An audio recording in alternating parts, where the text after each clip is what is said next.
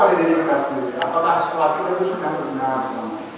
Apakah sholat kita itu sudah mengikuti syarat rukun dan kewajiban sholat? Apakah kita tahu arti setiap kata yang kita ucapkan di dalam sholat? Apakah sholat kita itu sudah khusyuk? Kita bisa menghadirkan Allah di dalam diri kita ketika kita sholat.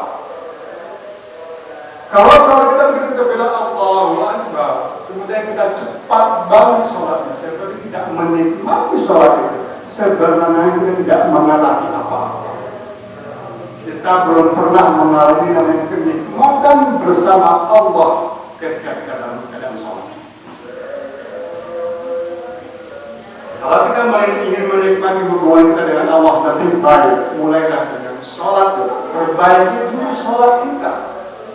Yang pertama, pahami dulu bacaannya, arti-artinya bacaan. Kemudian bagaimana syarat, rukun dan kewajiban-kewajiban yang difaham. Dan yang terakhir, lakukanlah itu dengan cara sebaik-baiknya, dengan cara khusyuk, dengan menghadirkan Allah di dalam setiap gerakan sholat kita, dalam setiap ucapan-ucapan kita.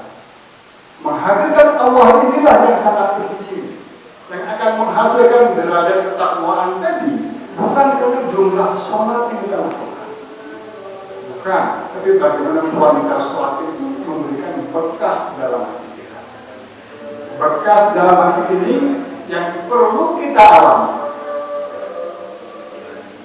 Maaf, saya menggunakan kata-kata yang rada aneh barangkali. Bekas di dalam hati ini perlu kita alami. We have to experience this. Kita harus mengalami ini. Kalau kita tidak pernah mengalami hal ini, Anda sholat akan sama dari waktu ke waktu.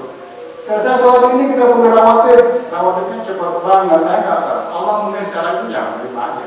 Tapi kualitasnya sebenarnya walau bisa. Ya, mulai dari hal yang sangat kecil. Nggak perlu hal-hal yang besar. Mulai dari sholat. Saya tidak mengatakan kalau tidak ingin mengatakan hal yang apa, menyampaikan hal terlalu banyak. Jadi mulailah dari sholat. Yang kedua, mulai dengan baca Al-Quran. Bacalah Al-Quran. Karena Al-Quran itu adalah sumber utama hubungan kita dengan Allah di samping sholat adalah Al-Quran. Kalau dalam sholat kita yang seolah berbicara dengan Allah, karena kita ucapkan semuanya. Kalau dalam Al-Quran, Allah lah yang berbicara dengan kita melalui wahyu-wahyu yang disampaikan kepada Nabi Muhammad SAW. Jadi itu intinya. Kedua hal ini sangat penting menjadikan foundation, bukan dasar banget buat kita, bahwa kalau kita ingin bertakwa pada Allah Subhanahu Wa Taala, mulailah mengalami sesuatu yang berbeda. Alamilah ini, mulailah mengalami sholat yang jauh lebih baik. Alami itu untuk diri kita. Iya. Alamilah dia. Dan yang kedua, bacalah Al-Quran. Kalau kita baru bisa baca alif baca, belajarlah alif baca. Ya apa-apa. Sangat sayang sekali ketika kita meninggal dunia nanti, kita masih belum bisa baca Al-Quran. Atau kita belum pernah belajar Al-Quran. Sangat sayang sekali. Karena nanti yang akan diberikan dalam kubur. Mari kita buka. Apa kita bilang Al-Quran, kita lihat apakah kamu tahu Al-Quran? Mungkin kita nggak bisa. Itu jadi sangat sangat sayang sekali. Makanya sebaiknya mulai sekarang.